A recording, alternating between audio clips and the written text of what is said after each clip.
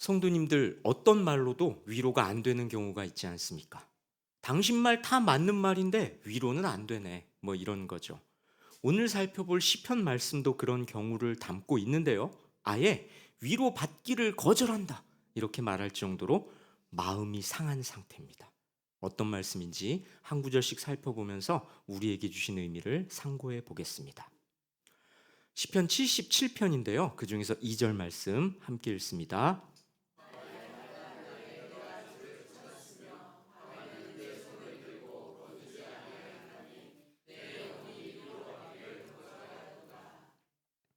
환난이 닥쳤습니다. 환난이 닥치자 나는 누구를 찾았습니까? 주를 찾았죠. 주님께서 도와주실 걸 확신했기 때문에 다른 거 찾지 않고 주를 찾았죠. 뭐 우리 모두 그렇지 않습니까? 저 사람한테 말하면 도움이 될 것 같으면 그 사람한테 물어보지 아니면 뭐 그 사람을 굳이 찾지 않지요. 자, 지금 이 나의 모습이란 바람직한 신앙의 모습 같습니다. 밤에는 내 손을 들고 거두지 아니하였나니. 여기서 밤이란요, 심야 시간대를 말하는 게 아니고요. 밤처럼 어두컴컴한 상황을 말하는 겁니다. 환난의 때를 말하는 거죠. 이게 지금 시잖아요. 그러니까 시적인 표현을 한 거죠. 손을 들고 거두지 않았다는 건 기도를 멈추지 않았다는 겁니다. 당시 이스라엘 사람들은 간절하게 기도할 때 두 손을 들고 기도했던 것 같습니다. 밤처럼 어두운 환난의 때에도 나는 기도를 멈추지 않았다. 시인은 나는 이렇게 고백하고 있죠. 그런데요, 시인의 내 속마음은 사실 이랬습니다. 내 영혼이 위로받기를 거절하였도다. 위로받기를 거절했다고요? 이게 무슨 말입니까? 너무나도 슬퍼서 그 어떤 말도 위로가 되지 않았다는 겁니다. 환난 날에 주님께서 도와주실 걸 확신하고 주님을 찾긴 했는데 사실 마음 한구석에는 위로도 하지 마, 아무 말도 하지 마, 뭐 이런 심령이었다는 거죠. 누군가 다가와서 위로를 한다고 해도 들리지 않는다는 겁니다. 그런 위로가 들어올 수 없을 만큼 마음이 딱딱하게 굳어버린 상태라는 거죠. 위로가 없어서 슬픈 게 아니라 위로 자체가 들리지 않는 깊은 절망 속에 빠져 있습니다. 급기야 이렇게 내 심경을 토로합니다. 이어지는 말씀인데요. 함께 읽습니다.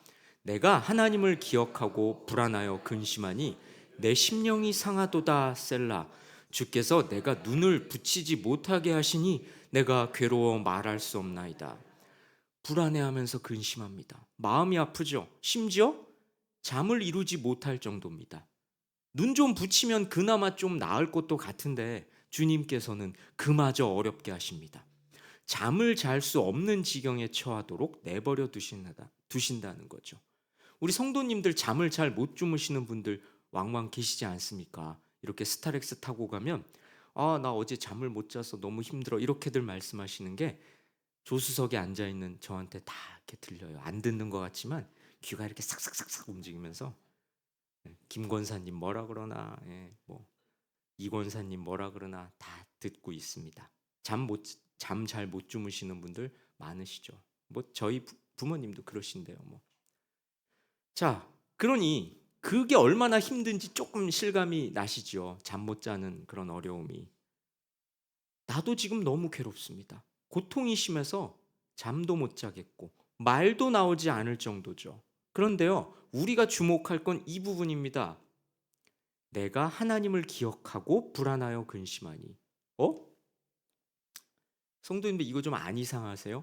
하나님을 기억하는데도 불안해하면서 근심하네요. 아니 앞에서 뭐라고 했나요? 나의 환난 날에 내가 주를 찾았으며 밤에는 내 손을 들고 거두지 아니하였나니. 환난의 때 주를 찾았다고 했잖아요. 기도를 멈추지 않았다고 했지 않습니까? 왜? 하나님께 부르짖으면 귀 기울여 들어주실 거라고 확신했으니까. 그런데도 불안해하고 근심에 쌓여 잠도 못 이루며 괴로워합니다. 하나님을 기억하기 때문에 힘을 내는 게 아니라 하나님을 기억하는데도 힘겨워하고 있는 거죠. 왜요? 내가 아는 하나님, 기도를 들어주시는 분, 그분 하나님과 눈앞의 현실이 너무 다르니까. 하나님은 인자하신 분이라는데, 하나님은 사랑의 하나님이라고 알고 있는데 어째서 나한테 이런 괴로움을 주셨는가?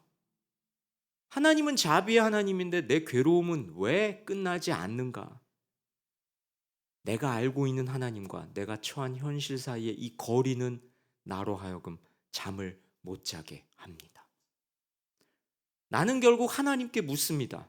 이어지는 말씀 함께 있습니다. 주께서 영원히 버리실까? 다시는 은혜를 베풀지 아니하실까? 그의 인자하심은 영원히 끝났는가? 그의 약속하심도 영구히 패하였는가? 하나님이 그가 베푸실 은혜를 잊으셨는가? 노하심으로 그가 베푸실 긍휼을 그치셨는가 하였나이다. 하나님을 기억하지만 그러면서도 불안해하고 근심해하던 나는 하나님께 묻습니다. 그런데요, 이건 그저 궁금해서 묻는 게 아니라 항의하는 겁니다. 따지는 거죠. 주님, 영원히 나를 버리시는 겁니까? 이제 다시는 은혜를 베풀지 않으시는 겁니까?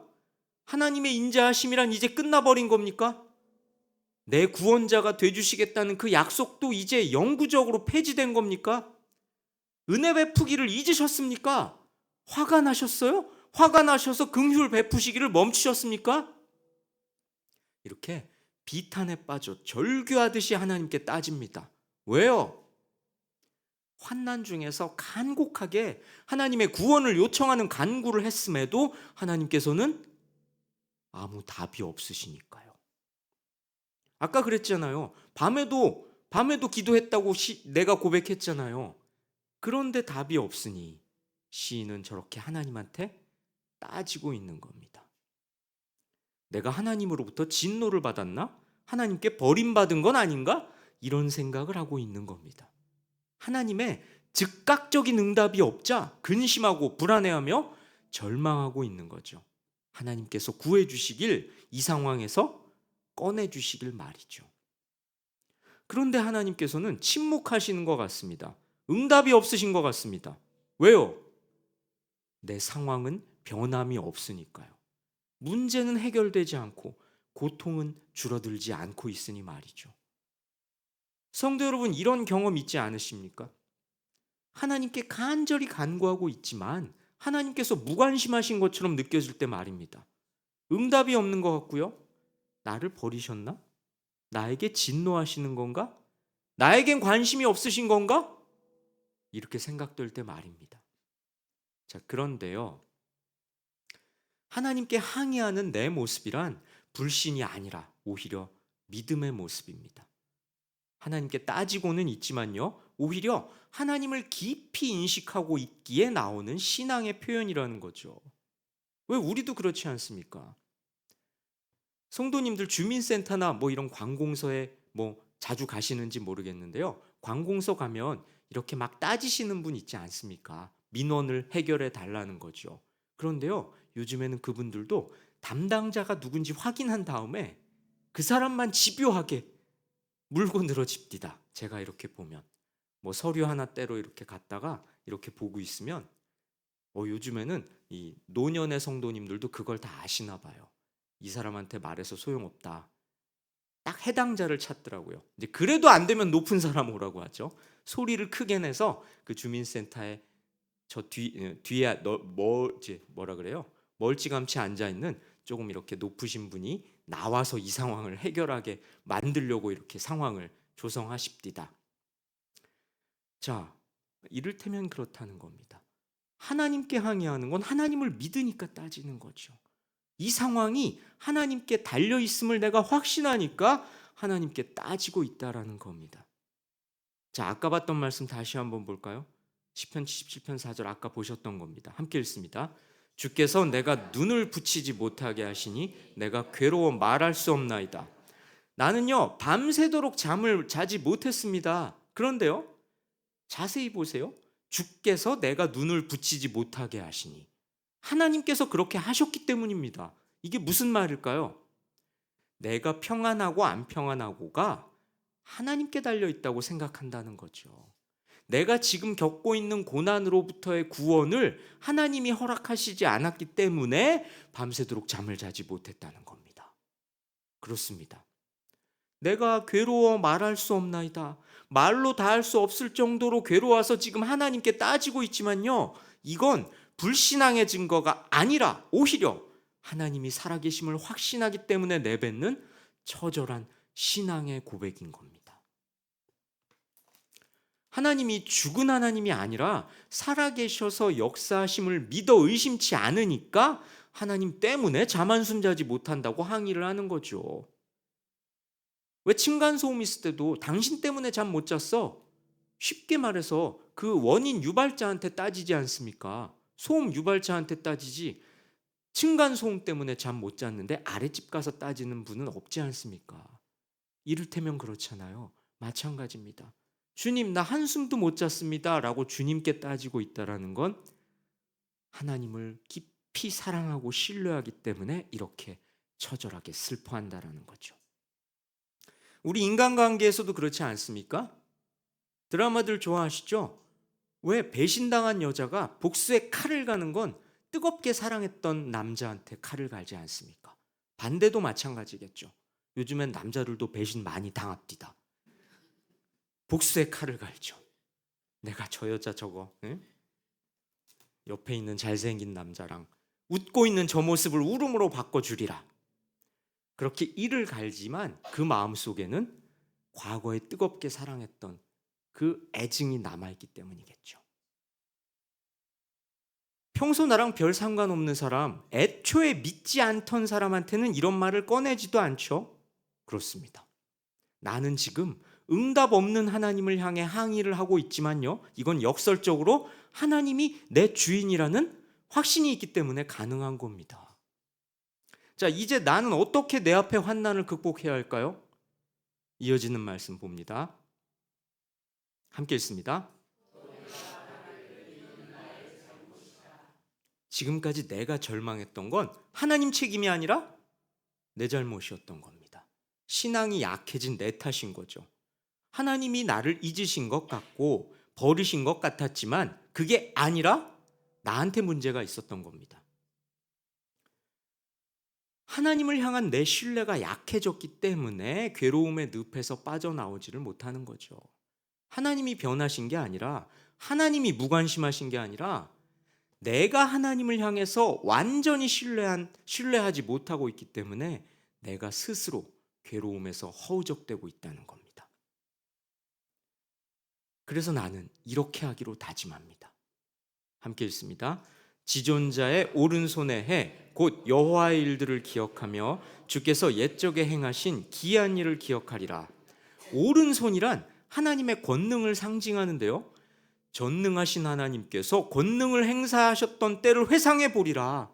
옛적에 초자연적인 일을 행하셨던 기억을 떠올려 보리라. 이렇게 말하는 건데요, 이렇게 기억을 떠올림으로써 하나님에 대한 믿음을 회복하겠다고, 하나님에 대한 믿음을 회복하겠다고 스스로 다짐하고 있는 겁니다. 성도 여러분, 끝이 보이지 않는 터널과도 같은 깊고 어두운 고통 속에서 헤어나지 못해 몸부림치고 있습니까? 하나님께서 과거에 나한테 베푸셨던 기적적인 은혜의 역사를 생각해 봅시다. 아, 하나님한테 문제가 있는 게 아니라 내가 믿음이 없었던 거구나, 이런 생각을 하게 될 겁니다. 신앙이란 뭐겠습니까? 하나님을 믿고 우러러보면서 섬기는 거죠. 그게 신앙이죠. 그런데 우리 인간이란 망각하기 쉬운 존재입니다. 하나님을 잊기 쉬운 존재라는 거죠. 원체 약하고 악하니까요. 하나님이 여지껏 인도해 주셨음과 하나님이 여지껏 보호해 주셨음을 손쉽게 잊어버리는 존재라는 겁니다. 특히 환난이 닥치면 더욱 그렇죠. 하나님께서 우리에게 고난을 허락하시는 건 당신의 선하신 섭리의 일부입니다. 그런데 우리는 고난 너머에 계신 하나님을 보지 못한 채 고난의 한가운데 있는 나만 생각하고 나죠. 하나님과 그분의 선하신 역사를 잊어버린 채 말입니다. 어떤 상황에서도 나를 주목하고 계시는 하나님을 기억한다면 내 영혼이 위로받기를 거절하였도다, 이런 탄식이 아니라 여호와는 나의 도움이시라, 이런 찬양의 노래를 불러야 합니다. 성도 여러분, 이 시가 우리에게 주는 교훈이 무엇입니까? 우리는요, 때로 하나님의 응답이 없기에 좌절합니다. 답답한 내 상황이 해결되지 않고 하나님은 침묵하시는 것 같아서 낭망합니다. 고통 속에서 하나님께 간구했지만 하나님은 무심한 듯 여겨지기도 합니다. 그런데요, 그 낭망의 때에도 시편이 말씀하듯이 우리는 하나님을 바라봐야 합니다. 극심한 환난 속에서 불안에 떨고 신앙에 대해서 회의를 느끼기도 했지만 하나님을 기억함으로써 절망을 극복하고 회복하게 됩니다. 하나님은 눈에 보이지 않고 눈에 보이는 세상 것들은 당장 도움이 될 것 같아 세상을 향해 달려가는 어리석음을 범해서는 안 됩니다. 여러분은 어떠십니까? 인생의 위기가 닥쳤을 때 어디를 가고 누구를 찾으십니까? 얕은 꾀로 위기를 모면하려 하지는 않습니까? 일탈이나 유흥으로 현실로부터 도피하려고 하지는 않습니까? 문제 앞에서 우리는 먼저 하나님의 뜻을 구하고 하나님께 호소해야 합니다. 문제를 놓고 하나님께 구한다는 건 내가 원하는 결과를 달라고 하나님께 떼쓰라는 게 아닙니다. 문제 앞에서 하나님께 간구하는 건요, 그 일의 배후에 하나님이 계시다는 걸 인정하는 신앙입니다. 내 인생의 주인이 하나님이시고 내 인생이 하나님의 손에 달려 있음을 믿는다면 문제 너머에서 역사하시는 하나님께 아뢰셔야 합니다. 하나님께서 문제의 해결자이시니 선한 길로 인도해 주실 것을 믿으며 하나님의 뜻에 순종해야 합니다.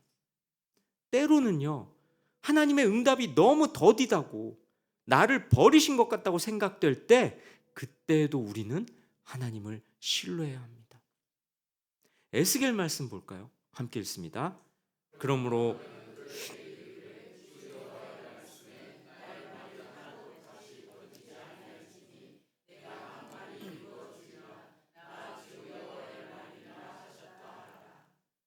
나의 말이 하나도 다시 더디지 아니할지니 내가 한 말이 이루어지리라. 여러분, 이 말씀이 여러분 가슴에 무겁게 받아들여졌으면 좋겠습니다. 그렇습니다. 우리 하나님께서는 약속을 지키시는 신실하신 분입니다. 당신을 향한 하나님의 열심은 변함이 없으십니다. 우리 인간들은요, 알게 모르게 했던 말을 쉽게 까먹지요. 그래서 말을 쉽게 하기도 합니다.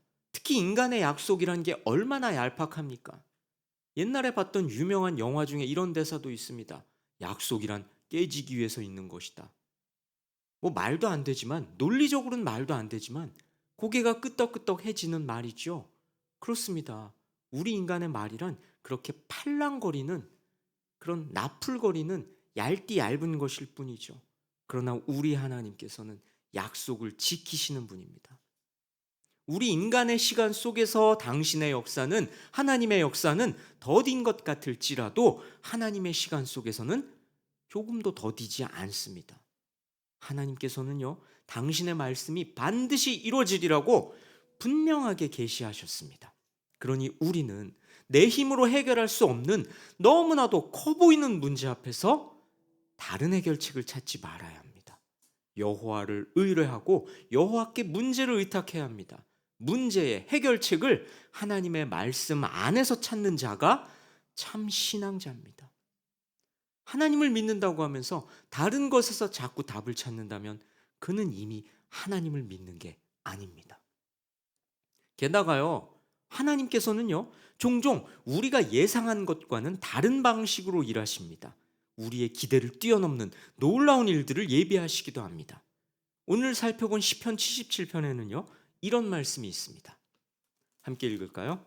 주의 길이 바다에 있었고 주의 고든 길이 큰 물에 있었으나 주의 발자취를 알 수 없었나이다.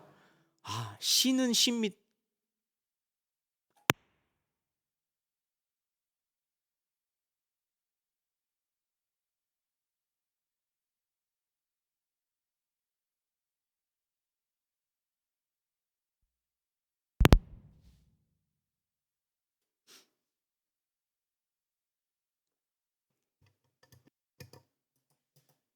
셋. 예. 어렵죠, 성도님들. 저 말만 봐서는 저게 무슨 말인지 도통 쉽진 않습니다. 저도 목사니까 신학 공부 좀 했으니까 알 수 있는 거지. 그런데요, 하나님은 이렇게 말씀하십니다. 하시고 있네요. 주의 길이 바다에 있었고 주의 곧은 길이 큰 물에 있었으나, 이게 무슨 말이냐면요, 하나님께서 홍해를 갈라서 이스라엘을 구해내신 일을 이렇게 시적으로 표현한 겁니다. 그러고 보니까 조금 감이 와닿으시죠? 홍해를 이렇게 쫙 바닷물을 가르셔서 당신의 백성을 구해주셨잖아요. 그 사건을 이제 시적으로 묘사한 건데요, 중요한 건 그 다음 말입니다. 주의 발자취를 알 수 없었나이다. 이 말이 의미심장합니다. 역시 굉장히 시적인 표현인데요, 하나님의 역사하심이 심오하기 때문에 인간이 다 헤아려 알 수 없다는 뜻이죠. 그렇습니다. 바닷물이 갈라질 줄 누가 알았겠습니까? 성경은 그렇게 명시하고 있진 않지만요, 이스라엘 백성들도 놀라지 않았을까요? 내가 지금 뭘 보고 있는 거지? 바닷물이 내 눈앞에서 갈라지다니. 그러지 않았을까요? 아무리 여호와 하나님을 믿고 거기까지 왔다고 하지만 믿지도 않았지. 뒤에서 애국 군대 쫓아온다고 중내 산에 아우성 쳤으니까. 모세, 당신 우리를 죽이려는 게냐? 이렇게 모세를 막 욕하고 그랬으니까. 그 하나님의 신묘막측한 측량할 수 없는 그 섭리를 모르지 않았습니까? 몰랐으니까 애국 군대도 뛰어들어왔죠. 갈라지니까 길이 열렸나 보다 하고 따라 들어왔죠. 설마 그 물이 다시 합쳐질 줄은 누가 알았겠습니까? 이렇게요, 하나님의 역사하심이란 우리 인간의 머릿속에, 우리 인간이라는 그릇 안에 담을 수 없는 것이죠. 이사야 말씀도 우리에게 깊은 깨달음을 줍니다. 함께 읽습니다. 이는 내 생각이 너희의 생각과 다르며 내 길은 너희의 길과 다름이니라. 여호와의 말씀이니라. 이는 하늘이 땅보다 높음같이 내 길은 너희의 길보다 높으며 내 생각은 너희의 생각보다 높음이니라. 성도들, 잠시 눈에 좀 담아 놓으셨으면 좋겠습니다. 저 말씀. 내 생각은 너희의 생각보다 높음이니라. 저는 이 말씀 앞에서 자주 마음이 무거워집니다. 그렇습니다. 하나님의 생각과 우리의 생각이 다릅니다. 하나님의 길과 우리의 길이 다릅니다. 어찌 우리 유한한 인간이 무한하신 하나님의 섭리를 다 헤아릴 수 있겠습니까? 우리가 할 일은요, 다만 하나님의 말씀을 따라갈 뿐입니다. 내 욕망과 내 뜻을 접어두고 문제의 배후에서 섭리하시는 하나님께 순종하는 겁니다. 그러한 자의 기도를 하나님께서 귀 기울여 들어주십니다. 예레미야서는 이렇게 말씀합니다. 함께 읽습니다. 너는 내게 부르짖으라. 내가 내게 응답하겠고 내가 알지 못하는 크고 은밀한 일을 내게 보이리라. 그렇습니다. 하나님은 우리가 미처 예상하지 못한 감춰졌던 일들, 하나님의 크신 역사를 마침내 우리에게 보여주시는 분입니다. 그러니 우리는 더디게 보이고 돌아가는 것 같을지라도 오직 하나님만 신뢰하며 그분의 말씀을 따라가야 합니다. 성도 여러분, 우리는 어려움이 닥쳤을 때 상황을 묵상할 게 아니라 하나님을 묵상해야 합니다. 상황에 대한 생각은 계속해서 번민을 불러일으킵니다. 그 상황을 탈피할 꼼수를 찾게끔 하죠. 하지만 하나님을 기억할 때 우리는 나에게 주어진 상황을 통해 역사하시는 하나님과 깊이 교제할 수 있고요, 마침내 그 상황을 극복할 수 있는 통찰을 갖게 됩니다. 어쩌면요, 그 상황이 해결되지 못할 수도 있습니다. 하지만 그럴지라도 그 상황을 믿음의 눈으로 볼 수 있게 됩니다. 그러니 우리는 어떤 상황에서도 하나님을 붙들어야 합니다. 좁디 좁은 우리의 시선을 나에서 하나님으로 옮겨야 합니다. 이 진리를 굳게 붙드시고 환난 속에서도 하나님을 신뢰하는 믿음의 사람으로 살아가시기를 주님의 이름으로 권면하고 축원합니다. 찬양하시고 기도하십시다.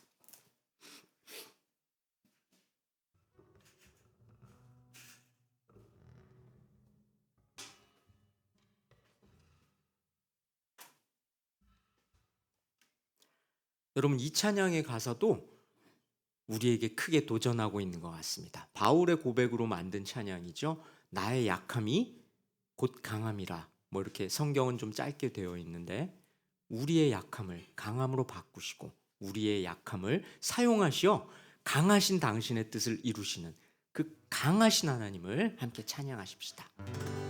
약할 때 강함 되시네, 나의 보배가 되신 주 나의 모든